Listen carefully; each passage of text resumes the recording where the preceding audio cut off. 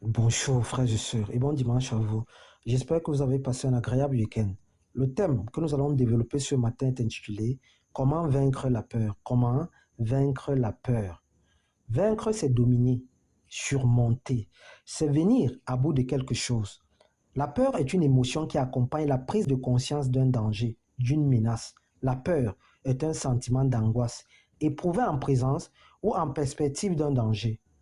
La peur psychologique a un véritable impact sur nos vies, car elle nous paralyse et nous prive de tout bonheur. C'est un véritable handicap, portant à son sein une nature trompeuse qui agit contre notre foi. La peur contribue à ce que les choses que nous craignons arrivent. Et la plupart du temps, nous vivons dans la peur, sans toutefois réaliser que cette peur est alimentée par notre ignorance. Nous ne réalisons pas à quel point nous nourrissons l'esprit de peur par nos comportements, nos pensées et nos actions. Nous l'enracinons nous-mêmes et donnons vie à ce dernier à travers notre imagination débordante. La peur nous conduit toujours à douter du caractère de Dieu. Elle dilue la réalité et masque la toute-puissance de Dieu. La peur nous maintient dans l'illusion. Elle nous trompe par de fausses impressions, par de fausses apparences. Elle nous rend vulnérables à toute exploitation et à toute élévation. La peur nous limite à la stagnation, à la déception et au contrôle mental. Alors que le Tout-Puissant ne nous a pas donné un esprit de crainte, de timidité, mais un esprit de puissance, d'amour et de maîtrise de soi. C'est ce que déclare l'Écriture dans 2 Timothée 1, le verset 7. Par-dessus tout, frères et sœurs, le Seigneur est notre lumière et notre salut. Nous sommes enfants de Dieu. De qui et de quoi devrions-nous avoir peur? Le Seigneur est la forteresse de notre vie. De quel type d'esclavage pourrions-nous être soumis?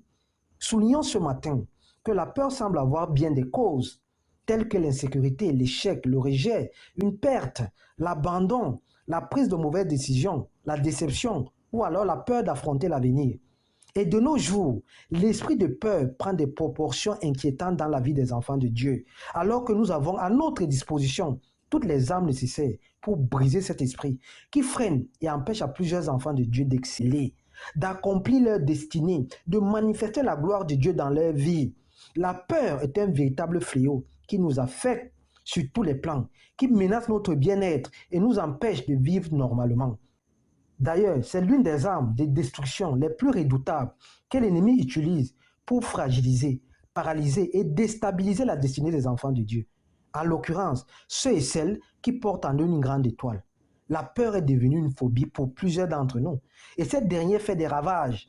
C'est l'une des causes de l'échec, de la dépression, du manque de confiance en soi. Elle nous empêche de nous affirmer, de prendre véritablement notre destin en main et d'affronter la vie. Les enfants de Dieu ont tellement peur d'échouer aujourd'hui que personne n'ose plus essayer quoi que ce soit.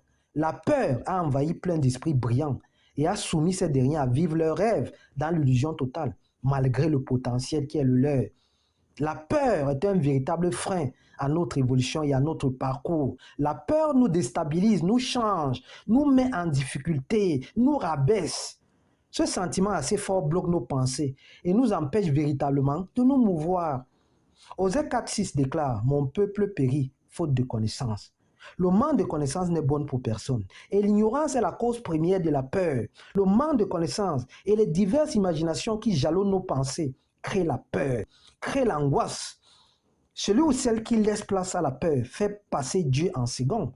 Et le proverbe 29, le verset 27 déclare « La crainte que vous avez des hommes tend un piège sous vos pas, mais l'Éternel protège celui qui se confie en lui. » Mais l'Éternel protège celui qui se confie en lui. Une autre façon d'admettre que celui qui prend pour abri l'Éternel n'est plus soumis à la peur, n'est plus soumis à la panique.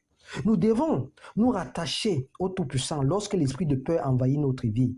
Et l'une des meilleures stratégies pour surmonter la peur et développer le courage est de s'appuyer sur les promesses de Dieu, est de s'appuyer sur la parole de Dieu, tout en sachant que le Seigneur est avec nous jour et nuit, à travers le Saint-Esprit.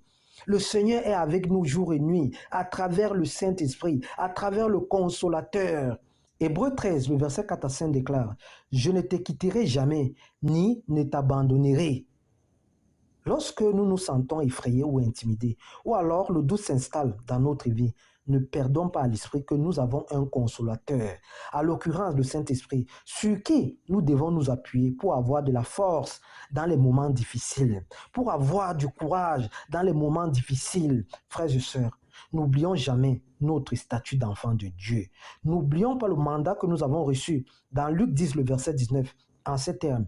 Voici, je vous ai donné le pouvoir de marcher sur les serpents et les scorpions et sur toute la puissance de l'ennemi, et rien ne pourra vous nuire. Rien ne pourra vous nuire. Appuyons-nous toujours sur ces paroles pour renverser à travers la parole de Dieu tout obstacle qui se dresse devant nous. Notre Sauveur, Yoshua Hamashiach, a déjà tout accompli sur la croix du Calvaire. Rien ni personne ne doit nous barrer la route qui mène vers le salut de nos âmes. Refusons et éloignons-nous de l'esprit de peur en prononçant des paroles de foi émanant du Saint-Esprit. De telles paroles se trouvent à travers les psaumes, car ces derniers nous permettent de vaincre par la foi l'esprit de peur. La parole de Dieu, à travers les psaumes, est véritablement efficace, car les psaumes comportent des paroles d'esprit et vie. Les psaumes ont la particularité étonnante de transformer les états d'âme de l'homme en prière. Le psaume 27, le verset 1 à 2 déclare « L'Éternel est ma lumière et mon salut. De qui aurais-je crainte? L'Éternel est le soutien de ma vie. De qui aurais-je peur? De qui aurais-je peur ?»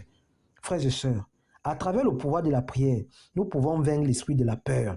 Face à la peur, faisons monter une intensité de la présence de Dieu en nous par la louange, car Dieu siège au milieu de la louange.